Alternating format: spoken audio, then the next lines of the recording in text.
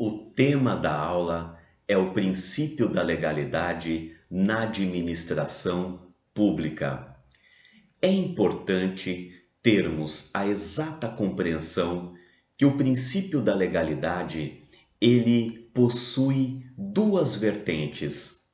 Uma prevista no artigo 5º, inciso 2º da Constituição Federal, e a outra prevista no artigo 37, caput, da Constituição Federal.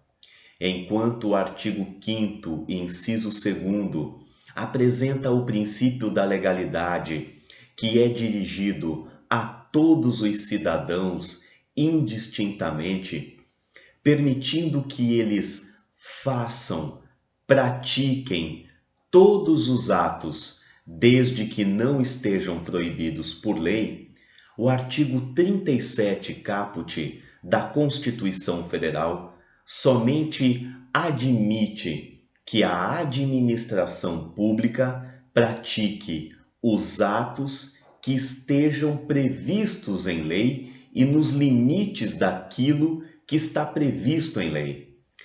O artigo 5º, inciso 2º da Constituição Federal, dirigido a todos os cidadãos, os quais podem livremente praticar os atos não proibidos por lei, enquanto a administração pública somente pratica os atos previstos em lei. Vamos à leitura dos artigos 5º, inciso 2º e artigo 37 da Constituição Federal.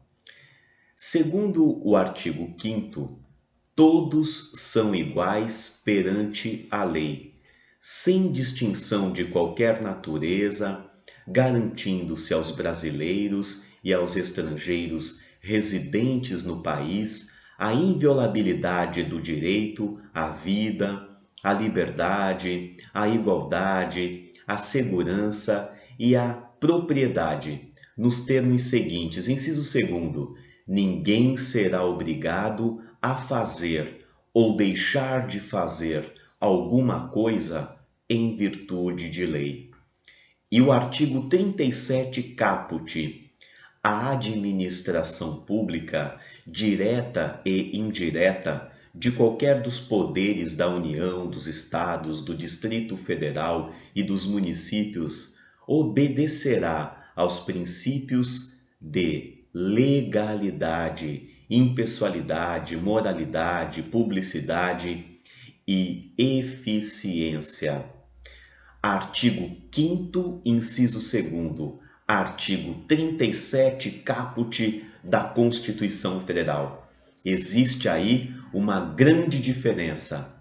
O artigo 5º, inciso 2º, dirige-se a todos os cidadãos. Podem fazer tudo, desde que não esteja proibido por lei. E o artigo 37, somente pode a administração pública fazer aquilo que está previsto em lei.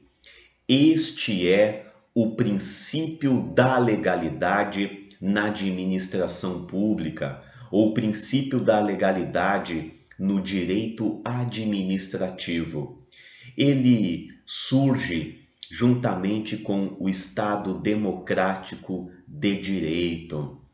A doutrina, os teóricos consideram que Robert von Moll foi o primeiro autor alemão a desenvolver a teoria do Estado de Direito, embora Immanuel Kant também seja mencionado como um de seus precursores.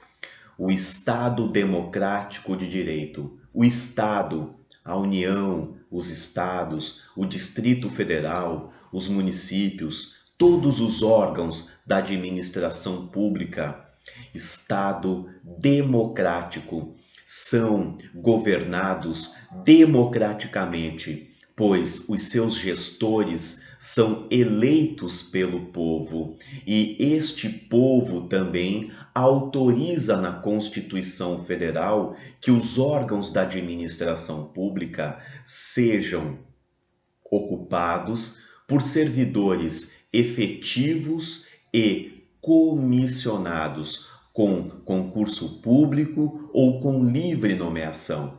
Estado democrático. É democrático porque o povo elege os seus gestores. É democrático porque o povo decidiu que cidadãos também poderão atuar como servidores efetivos ou comissionados. E é um Estado democrático de direito, porque está submetido à vontade da lei, está submetido ao império da lei.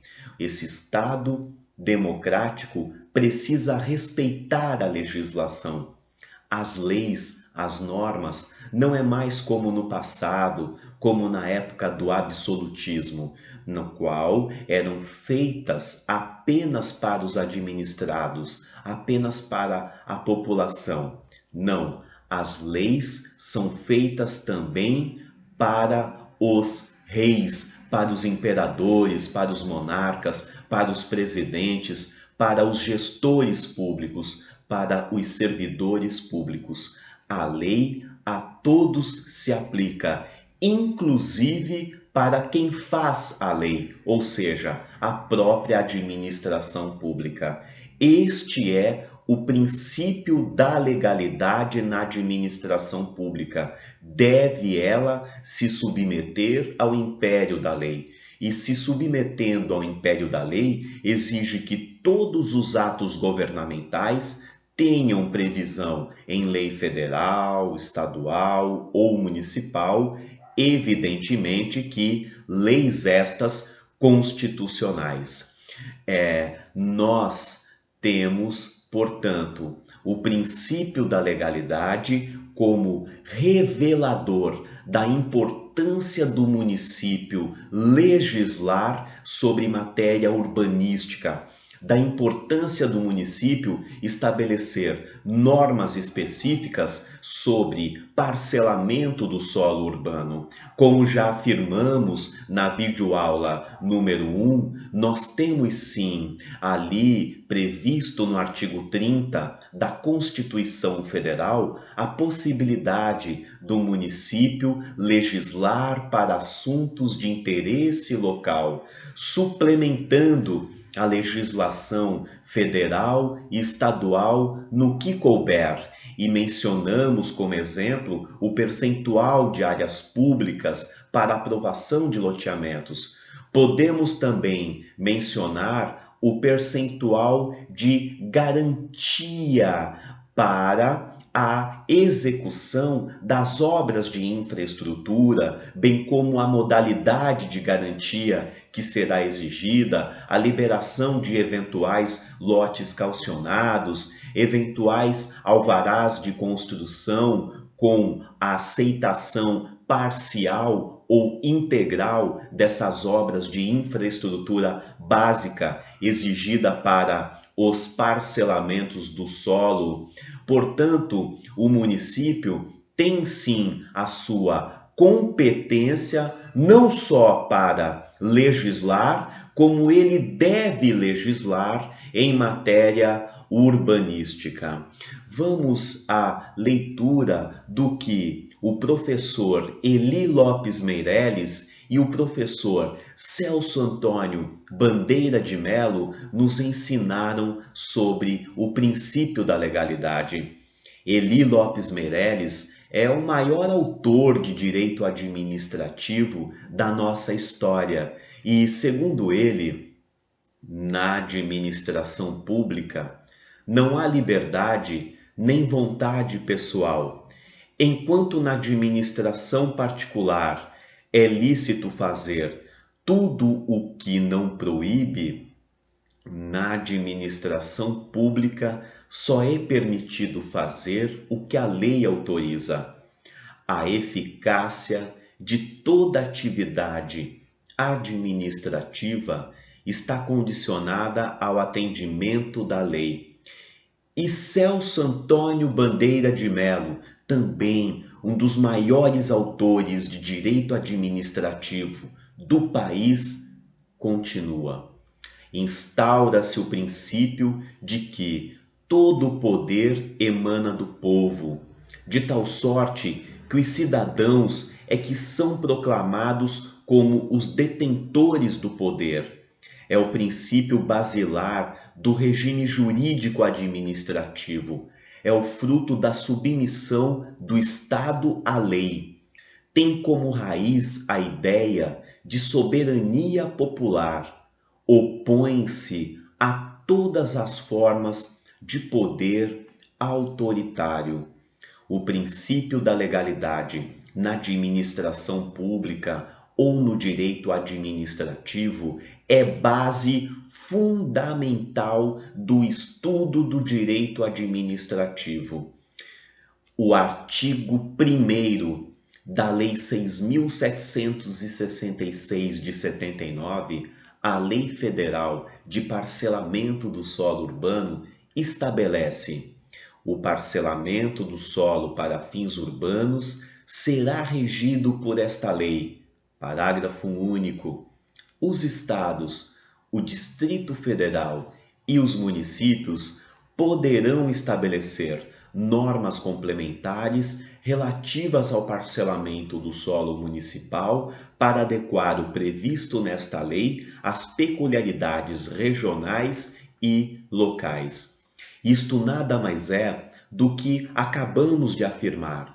O município, pelo artigo 30, incisos 1 e 2 da Constituição Federal, compete a eles legislar sobre os assuntos de interesse local, suplementando a legislação federal e estadual no que couber, sem entrar em conflito com elas, apenas as complementando, sem anular, sem revogar aquilo que ficou fixado pela União ou pelo Estado, mas complementando essas normas. O parágrafo único do artigo 1º reforça o que já consta do artigo 30 da Constituição Federal. Observamos também o artigo 3º da Lei 6.766 de 79, ao mencionar os locais para instalação do parcelamento do solo urbano para fins urbanos, mencionando que, quando a finalidade é urbana, é necessário que haja uma lei municipal instituindo a zona urbana, a zona de expansão urbana ou a zona de urbanização específica, zona urbana, zona de expansão urbana ou zona de urbanização específica. Somente podem ser instituídos por lei municipal. Vejamos ainda o artigo 4º, parágrafo 1º da Lei 6.766 de 79. A legislação municipal definirá o quê? Os parâmetros urbanísticos e edilícios para aprovação desses loteamentos, o tamanho dos lotes, o percentual das áreas públicas, a largura das ruas e das calçadas. Vejam, portanto, em mais uma oportunidade, novamente, a Lei 6.766 de 79 faz menção a uma lei municipal. E não é só isso.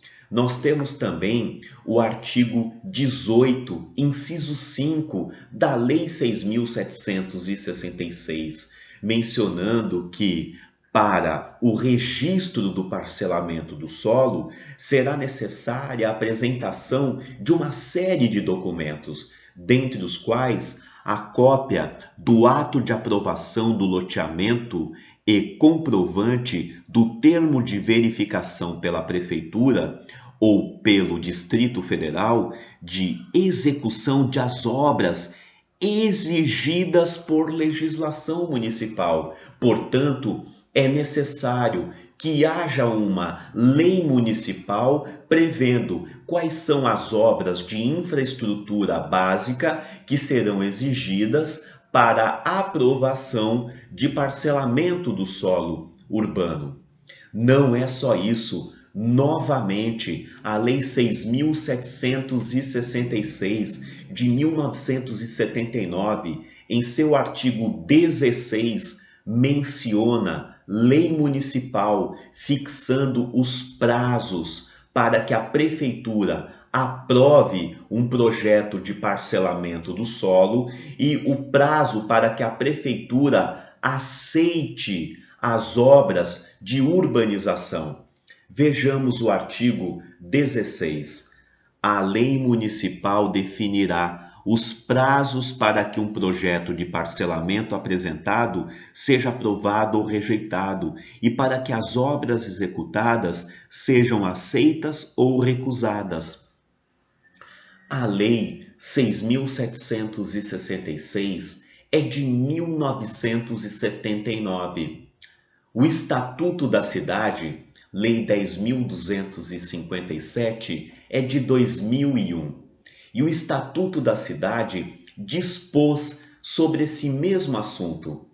E como o Estatuto da Cidade está dispondo sobre esse mesmo assunto, ambos são leis federais, leis ordinárias, aplica-se o que nos ensina o Código Civil na lei de introdução às normas de direito privado. O que nos está ensinado ali? A lei posterior revoga a anterior. O artigo 49 do Estatuto da Cidade prevê: os estados e municípios terão prazo de 90 dias a partir da data de entrada em vigor do Estatuto da Cidade para fixarem prazos por lei para a expedição de diretrizes de empreendimentos urbanísticos, aprovação de projetos de parcelamento e de edificação. O Estatuto da Cidade mencionou que os municípios teriam o prazo de 90 dias para fazerem uma lei municipal fixando em qual prazo eles aprovam um projeto de parcelamento do solo, bem como a aceitação das obras de infraestrutura. Se os municípios não fixarem isso por lei, previu o Estatuto da Cidade, lá no artigo 49, mencionando que este prazo, no parágrafo único, será um prazo de 60 dias para aprovar e 60 dias para aceitar as obras de urbanização. Não é só isso. O Estatuto da Cidade também menciona a exigência de lei municipal, agora dispondo especificamente sobre parcelamento do solo, uso do solo, ocupação do solo no plano diretor. Vejamos o artigo 42 do Estatuto da Cidade, Lei 10.257. O plano diretor deverá conter, no mínimo, a delimitação das áreas urbanas para o parcelamento, edificação ou utilização compulsórios, para que sejam aplicados os instrumentos de política urbana previstos no próprio Estatuto da Cidade e para o sistema de acompanhamento e controle. Esse é o artigo 42. Com a Política Nacional de Defesa Civil, surgiu o artigo 42A. O artigo 42A, que foi incluído ao Estatuto da Cidade. E ele prevê que, para os municípios incluídos no Cadastro Nacional de Áreas de Risco, o plano diretor deverá conter também parâmetros de parcelamento, uso e ocupação do solo, parâmetros sobre parcelamento, uso e ocupação do solo. E o entendimento que se faz disso é que, mesmo o Cadastro Nacional, mencionado no artigo 42A, ainda não tendo sido criado pelo governo federal, aqueles municípios que possuem áreas de risco, eles devem obrigatoriamente prever em seu plano diretor normas sobre parcelamento, uso e ocupação do solo. Caso contrário, isso pode até ser considerado como ato de improbidade administrativa do prefeito e daqueles que deram causa. Isto porque os municípios com mais de 20 mil habitantes e dentro também de algumas regrinhas previstas no Estatuto da Cidade, são obrigados a ter plano diretor. E os que são obrigados a ter plano diretor também são obrigados a fazer a sua revisão de 10 em 10 anos. Essa revisão não pode ser meramente formal, meramente realizar por realizar essa revisão, ter por ter um plano diretor. É necessário que o plano diretor ou a revisão do plano diretor contemplem o que é exigido pelo Estatuto da Cidade, notadamente o artigo 42, o artigo 42A, que, dentre inúmeros elementos que exige no plano diretor, exige que ele seja elaborado e revisto contendo normas sobre parcelamento, uso e ocupação do solo. Para quem ainda não tem plano diretor e vai elaborar um novo plano diretor, ou para quem vai rever o seu plano diretor, é obrigado a observar esse artigo 42A, que foi incluído na Lei 10.257 pela Política Nacional de Defesa Civil. Nós conseguimos notar muito bem que o legislador, em diversos momentos, está consignando a necessidade de uma lei municipal. Fala isso no artigo 1º da Lei 6.766, menciona no artigo 3º quando trata da zona urbana, expansão urbana, urbanização específica, menciona no artigo 4º, parágrafo 1º, quando fala de legislação municipal para estabelecer os padrões urbanísticos de aprovação dos loteamentos. Faz também menção a isso no artigo 18, inciso 5, relativo à legislação definindo a infraestrutura básica. Há também referência a isso no artigo 16, há referência a isso no artigo 49 do Estatuto da Cidade. Vemos diversas disposições exigindo uma lei municipal para regulamentar o parcelamento do solo urbano. Não é só isso. Não basta apenas ter uma lei. Nós precisamos ter muita atenção e olhar também com cuidado para o artigo 43 do Estatuto da Cidade, Lei 10.257. Ali estabelece, para garantir a gestão democrática da cidade, deverão ser utilizados, entre outros, os seguintes instrumentos: debates, audiências e consultas públicas.